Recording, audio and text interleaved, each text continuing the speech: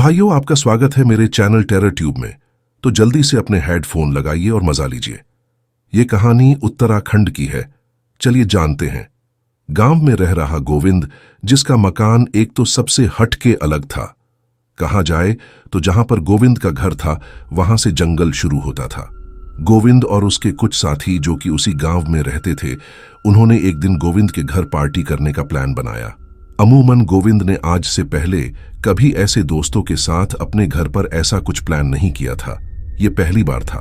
गोविंद बाजार से चिकन लाकर उसे बनाने की तैयारी में लग गया। 7 बजे करीब जब अंधेरा हो गया तो सब लोग गोविंद के घर आ पहुंचे। गोविंद आज घर पर अकेला था और पीने का प्रोग्राम पूरा बन चुका था। सब कुछ खत्म होने में करीबन 9 बज गए और आधा घंटा थोड़ा हंसी मजाक में निकल गया। लेकिन जब सब अपने अपने घर जाने को उठे तो गोविंद ने उन्हें वहीं सोने को बोला। तो सबने कोई ना कोई बहाना बनाकर वहां से निकल गए और अब गोविंद अकेला था। नशा ज्यादा होने की वजह से उसने बचे हुए चिकन के ऊपर ऐसे ही ढक्कन रख दिया और चुपचाप अपना बिस्तर लगाकर सोने की तैयारी करने लगा और उसकी नींद भी बड़े आराम से आ गई। करीबन 2 घंटे बाद गोविंद के कानों में लगातार एक आवाज आने लगी। आवाज बर्तनों के हिलने की थी। गोविंद ने सोचा हो सकता है कि शायद बिल्ली होगी। गोविंद चुपचाप सोता रहा, पर कई बार आवाज कुछ इस तरह भी आ रही थी जैसे कोई इंसान खाना खा रहा हो। पर गोविंद के हिसाब से तो वह वहां अकेला ही सो रहा था। लेकिन आवाज से परेशान होकर गोविंद ने अपने तकिए के नीचे से टॉर्च निकाला और सोचा, देखता हूं कि कौन है आखिर। गोविंद ने जैसे ही टॉर्च कड़ाही की तरफ करके जलाई तो अचानक 3 सेकंड बाद उसने टॉर्च बंद कर दी और उसका मुंह अंधेरे में भी खुला का खुला रह गया और आवाज हलक में दबकर रह गई। पसीना मानो माथे से रिसता हुआ गले से नीचे शरीर में उतरने लगा।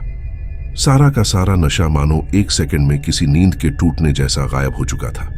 वो चाहकर भी कुछ सोच नहीं पा रहा था कि जो उसने अभी अभी देखा है क्या वो वाकई सच है।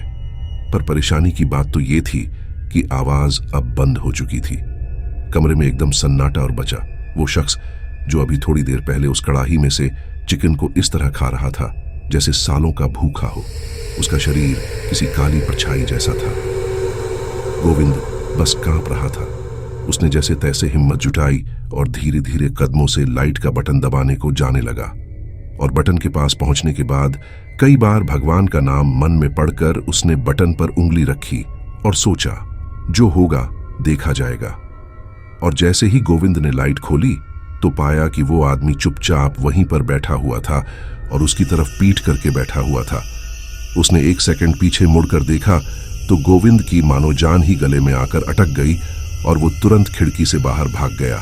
उसका चेहरा बेहद डरावना था। गोविंद ने जल्दी से उस कड़ाही को उठाकर बाहर फेंक दिया और कमरे की लाइट जली रहने दी। गोविंद को रात भर नींद नहीं आई और उस आवाज ने उसे करीबन 2 घंटे तक परेशान किया। सोचते सोचते उसे कब नींद आ गई पता ही नहीं चला। दोस्तों, गोविंद के साथ जो हुआ वो बेहद डरावना था। उस दिन के बाद से गोविंद ने आज तक अपने घर में चिकन नहीं बनाया है। आप अगर गोविंद की जगह होते तो क्या करते, मुझे कमेंट में जरूर बताएं। आइए एक नजर दूसरी कहानी पर डालते हैं। ये बात तब की है जब मेरे दादा करीबन 50 साल के रहे होंगे और उस समय का ये किस्सा है जो मैं आपको सुनाने जा रहा हूं। मेरा नाम विनोद है, मैं गढ़वाल का रहने वाला हूं। उत्तराखंड में देवताओं को ज्यादा पूजा जाता है, इसलिए उसे देवभूमि उत्तराखंड के नाम से जाना जाता है। कहानी कुछ इस तरह है। एक बार की बात है दोस्तों, आपको गांव के जंगल के बारे में तो पता ही होगा, लेकिन पहाड़ के जंगल शहरों के मुताबिक ज्यादा डरावने लगते हैं क्योंकि वहां जमीन एक समान नहीं होती, कभी ऊपर तो कभी नीचे। उसी तरह शहर के मुताबिक यहाँ गांव में लोग देवता को ज्यादा महत्व देते हैं और वह जब किसी इंसान के शरीर पर आते हैं तो कुछ मिनटों ही शरीर में रहते हैं। इसी तरह हमारे गांव का वह आदमी जो जगह जगह पूजा के लिए कई गांव में जाया करता था।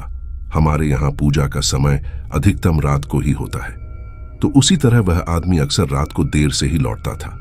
उसे भगवान पर पूरा भरोसा था और वह बुरी शक्तियों से डरता नहीं था और न ही कभी रात के समय जंगलों के रास्ते से आने से डरता था। एक बार की बात है, रात तकरीबन 12:30 बजे वह आदमी अपने घर को लौट रहा था तो रास्ते में नदी के सामने उसे एक आदमी दिखाई दिया, पर वह उस आदमी से डरा नहीं और नदी पार करके जैसे ही आगे की ओर बढ़ा तो वह आदमी एकदम उनके सामने आ गया और घूरने लगा। वह जैसे जैसे आगे बढ़ते तो बार बार वह आगे से आकर खड़ा हो जाता। कई बार मना करने के बावजूद वह हटा नहीं तो उन्होंने फैसला कर लिया कि शायद अब लड़ाई करनी ही पड़ेगी। उन्होंने अपना झोला नीचे रखकर अपने ईश्वर का नाम लिया और सीधा उस आदमी पर टूट पड़े। दोस्तों, यहां पर मैं आपको एक बात बता दूं, आप यकीन नहीं करेंगे, उन्होंने 1 घंटे तक उससे लड़ाई करी और लड़ते लड़ते दोनों नीचे 100 मीटर खाई की ओर गिर पड़े। न जाने ऐसा क्या हुआ कि गिरने के बाद जब उन्होंने अपनी आंखें खोली तो पाया कि वहां कोई नहीं था। तभी उन्होंने देखा कि उनके सीधे हाथ की मुट्ठी बंद थी। खोलकर देखा तो पाया कि उनके हाथ में उस आदमी के सर के बाल आ चुके थे। उन्होंने मुट्ठी को बंद करके भागकर अपना झोला उठाया और जल्दी से अपने घर की ओर तेजी से बढ़ने लगे। घर पहुंचने के बाद जैसे ही उन्होंने अंदर कदम रखा तो वहीं पर बेहोश होकर नीचे गिर पड़े। इसके बाद जब उनकी आंखें खुली तो उन्होंने खुद को बेड पर पाया और उनकी आंखें लाल पड़ चुकी थीं। और तो और उन्हें तेज बुखार भी आ रहा था। बुखार 2 दिन तक रहा, लेकिन तबीयत खराब होने की वजह से उन्होंने एक दूसरे पंडित को बुलाया। पंडित के घर आते ही पंडित समझ गया कि यहां कुछ है। पंडित ने मंदिर से राख उठाई और उस आदमी के सर पर हाथ रखा और कुछ मंत्र पढ़कर सर के चारों ओर हाथ घुमाकर राख को बाहर फेंक दिया। इसके बाद उन्होंने बताया कि कोई बुरी शक्ति इनके पीछे घर तक आ चुकी थी और अब ये ठीक हो जाएंगे। तो दोस्तों, देखा आपने, जाहिर है इस तरह का कोई किस्सा अगर आपको मालूम होगा तो कमेंट जरूर करें। अगर नहीं भी मालूम होगा तो भी कमेंट जरूर करें।